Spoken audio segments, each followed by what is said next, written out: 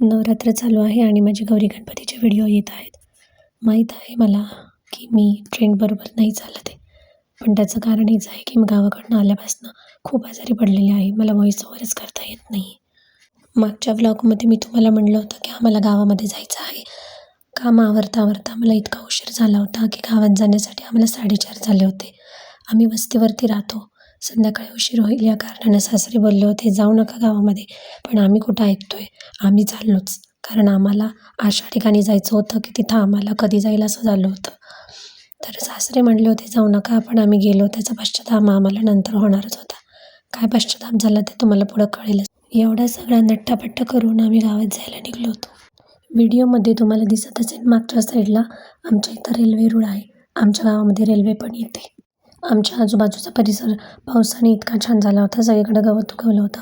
मला जाता बैलगाडी दिसली आणि बैलांची जोडी दिसली म्हणून मी त्याची व्हिडिओ काढून घेतली राघवला दाखवण्यासाठी. त्यानंतरनं बऱ्याच ठिकाणी ज्वारीची कणसं आलेली होती छाटणीसाठी. तर त्याचा मी व्हिडिओ काढत होते.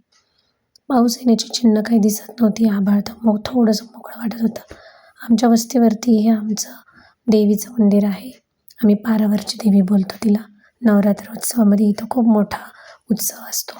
सासरे म्हणले होते गाडी घेऊन जावं, पण आम्ही गाडी आणण्याचं टाळलं होतं. कारण आमच्या हर्षाकडे गुड न्यूज आहे आणि मला टेलबोनच्या त्रासामुळं गाडी चालवणं अवघड वाटतं.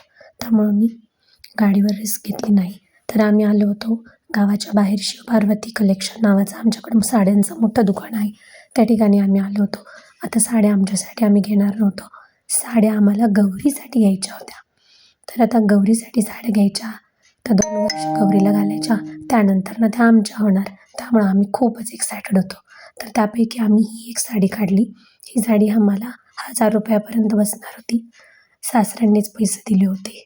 त्यामुळं आम्ही व्यवस्थित वापरणार होतो पैसे.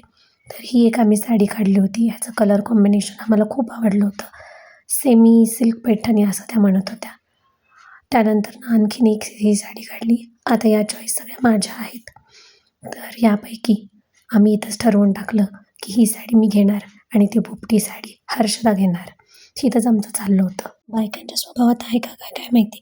किती पण साड्या असू दे, पण नवीन साडी घ्यायची म्हटलं की खूपच एक्साइटमेंट असते आपल्याला नेहमीच. हर्षदाला पार्लरमध्ये पण जायचं होतं म्हणून आम्ही पार्लरमध्ये इथं आलो होतो. फक्त तिने आयब्रोज केले तोपर्यंत इतका जोराचा पाऊस पडायला लागला आणि आम्ही गावातच अडकलो. अक्षरशः आम्ही पाऊण तास आत्ता उघडेल पाऊस असं वाट बघत होतो. सासऱ्यांचं ऐकलं असतं तर बरं झालं असतं असा पश्चाताप आम्हाला व्हायला लागला. कसंबसं करून छत्रीची अरेंजमेंट करून आम्ही घरी आलो. मम्मी शेवयाचे लाडू बनवत होत्या. चला भेटूया पुढच्या व्लॉगमध्ये. तोपर्यंत बाय बाय.